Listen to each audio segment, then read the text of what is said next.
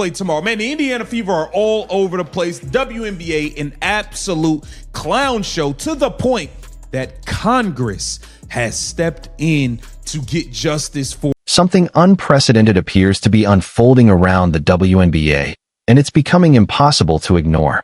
What started as a basketball conversation has grown into a much larger debate about the league's future, its culture, and how its biggest stars are treated. Some commentators have even argued that the discussion has reached beyond sports, drawing attention from public officials and influential voices across the country. At the center of it all is Caitlin Clark, whose rapid rise has transformed her into one of the most talked about athletes in American sports. Whether you agree with the criticism or not, one thing is clear. The conversation surrounding Clark is now shaping headlines far beyond the basketball court. Courtesy of Yahoo Sports, this is one of the most ridiculous things I've seen. If they are healthy enough to play basketball, will you let them play basketball? Caitlin Clark and Aliyah Boston are like 24 and 25 years old. Let the girls play. The latest controversy began with the Indiana Fever's handling of player availability, a decision that quickly sparked debate among fans and analysts. The central question has been straightforward. If a player appears healthy enough to compete, why are they being rested during crucial stretches of the season, particularly in back-to-back games? Supporters who purchase tickets expecting to watch the league's biggest stars have voiced their frustration, while critics argue that the team's cautious approach to injury management may be placing long-term health ahead of short-term competition. Others, however, contend that modern load management is designed to reduce injury risk over the course of a demanding season. Whatever the reasoning, the Fever's decisions have become a major talking point, fueling passionate discussions across the basketball world.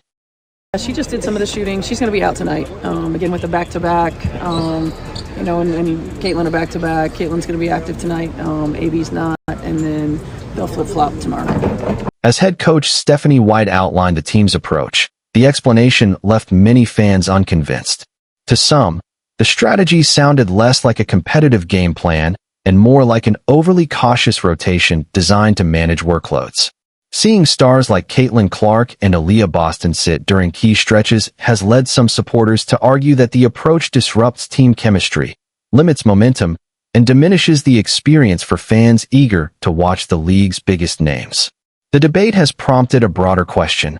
Why would a team choose to limit the minutes or availability of its top young talent if those players appear capable of contributing?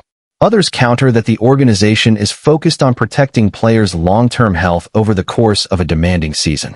Regardless of where fans They're like the Indiana Fever is the most idiotic organization, bro. They literally ruined the fan experience. Like, bro, let the girls play if they are healthy to play. If Aliyah Boston can play basketball tomorrow, she can play basketball today. Like, God. The frustration isn't limited to fans in the arena. It has spread to analysts, former players, and even commentators who don't typically follow the WNBA closely. Critics argue that the issue isn't just the decisions themselves, it's the inconsistent messaging surrounding them. As explanations have shifted from one situation to the next, some observers have described the team's communication as confusing and difficult to follow. In their view, the uncertainty has overshadowed what many expected to be a breakout season, turning the conversation away from on-court performances and toward constant speculation about player availability. Whether that criticism is entirely fair remains open to debate, but the controversy has become one of the league's most talked about storylines. Says first look at Caitlin Clark's new yellow colorway of the Nike Caitlin 1. These are sick. I'm not gonna lie. These are fire. These are fire. I want some of these. I want these. I like these more than the blue. Even amid the controversy, one thing has become impossible to overlook. The league's biggest stars continue to reach new heights off the court. The buzz surrounding Caitlin Clark's latest Nike sneakers is a perfect example. Demand has been enormous, and the excitement around her brand shows no signs of slowing down. It's a striking contrast. While debates over player management, officiating, and the league's direction continue to dominate headlines, and some lawmakers and public figures have weighed in on broader discussions surrounding the WNBA, Clark's commercial appeal continues to soar. Her signature sneakers have become more than just another product launch. They represent the league's growing cultural influence and expanding business potential. That contrast has led some observers to argue that, as the WNBA reaches new commercial milestones, expectations for its operations and leadership have never been higher. And in this letter, they are detailing some of the things that Caitlin Clark has been subjected to. Here it says Clark has been hip checked, poked in the eye, struck in the throat during games. These incidents go far beyond routine physical play. Yet the WNBA and its officiating have too often failed to address these unacceptable incidents and hold players accountable. The story has now expanded far beyond the basketball court. Reports that members of Congress have raised concerns with WNBA Commissioner Cathy Engelbert have added a new layer of attention to the controversy.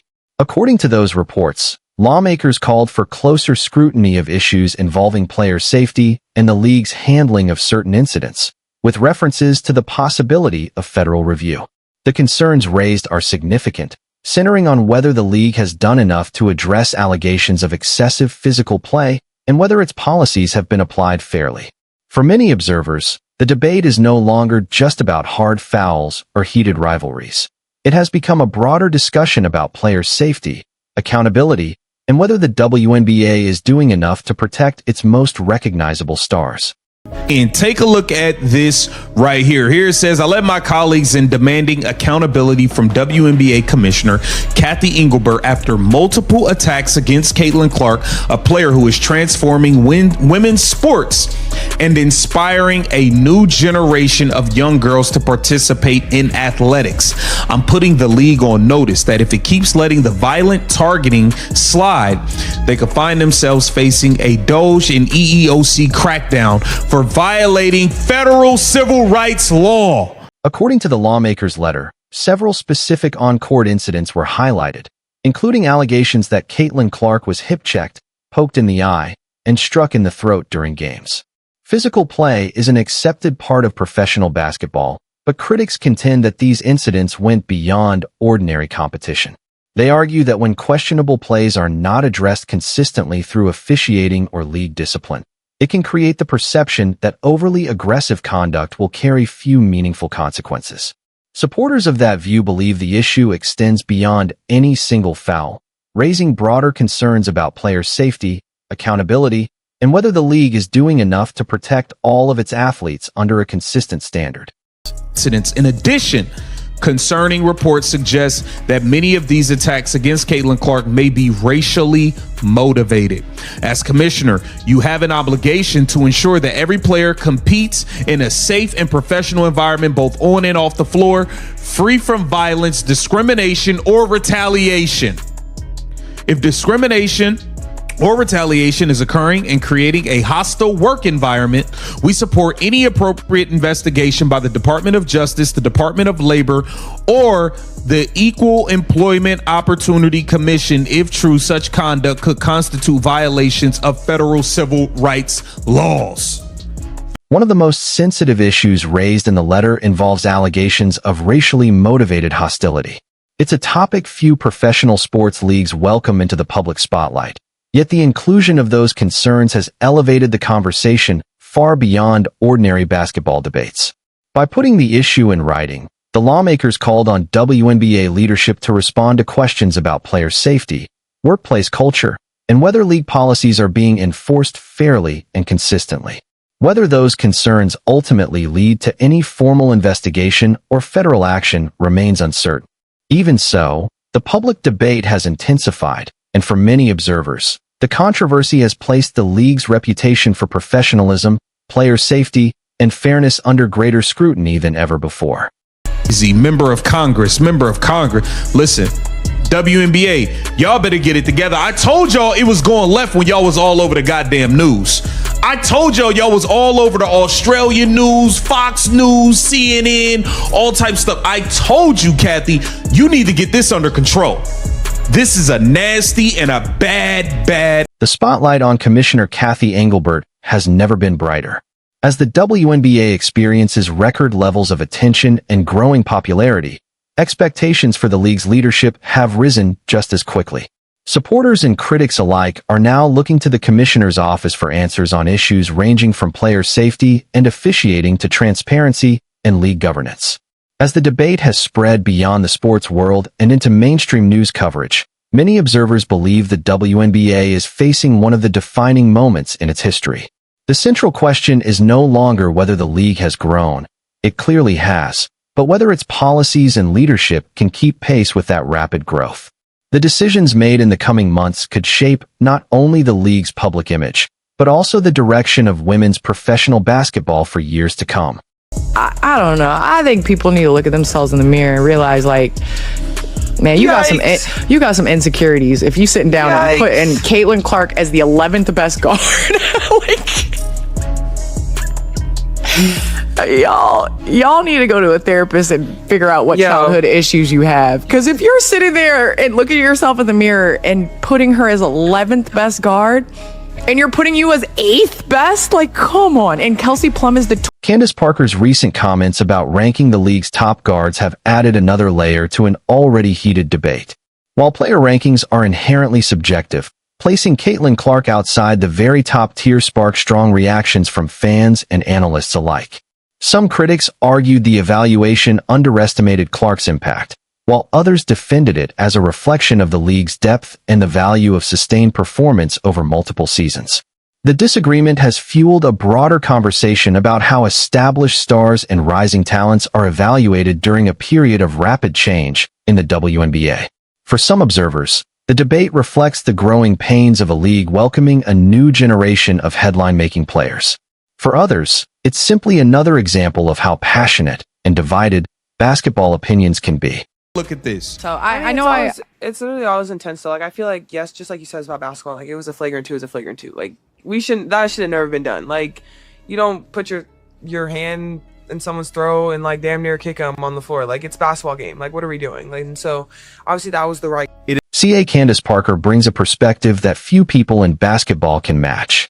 As a former MVP, champion, and one of the most accomplished players in WNBA history, she understands firsthand the pressure that comes with being the face of a franchise and the physical challenges that elite players often encounter. That's why her views on player safety and the league's competitive environment draw significant attention. When respected veterans raise concerns about the line between physical defense and unnecessary contact, many fans and analysts take notice. Their comments aren't viewed simply as reactions to a single game. They're often seen as part of a broader conversation about officiating standards, player protection, and preserving the integrity of the sport as the league continues to grow. They're speaking on the Alyssa Thomas situation. What Alyssa Thomas did was absolutely disgusting. It was shameful. She got a slap on the wrist. She should have been suspended 5 to 7 games, in my opinion. It was disgusting what Alyssa Thomas did. Now, Congress is getting... The discussion surrounding Aliyah Clark has become another flashpoint in the broader debate over consistency in WNBA discipline. Critics argue that the league's response to certain on-court incidents has not always matched the severity they believe those plays deserved. In their view, penalties that appear too lenient can create the impression that questionable contact isn't being addressed with the consistency fans expect. Others maintain that the league's disciplinary decisions are made after reviewing each incident individually and according to established rules. Regardless of which perspective proves more convincing, the controversy has intensified calls for greater transparency and consistency. As the WNBA continues to attract record audiences, many observers believe maintaining trust will depend on demonstrating that player safety and competitive fairness remain top priorities for every team and every player. Of its new massive audience, it has to prove that it can police its own players fairly and effectively. We got to pay attention to what's about to go down, but I will be live for the game. I'll be live 30 minutes before tonight's game. Make sure you join me. This is Keep the Vision. Make sure you get down in the comments. Let me know what you think about this. Like, comment. We are entering a phase where the league is being watched under a microscope by politicians, sponsors, and millions of new fans who don't have the history of the sport to fall back on. They see what they see. On-court violence, questionable coaching decisions, and a front office that seems reactive rather than proactive. Is the WNBA going to evolve to meet the high standards expected of a professional league in 2026? Or will it remain a league defined by internal drama and constant controversy? Let me know your thoughts on this situation in the comments. And don't forget, music to like, subscribe, and hit that notification bell for the latest updates.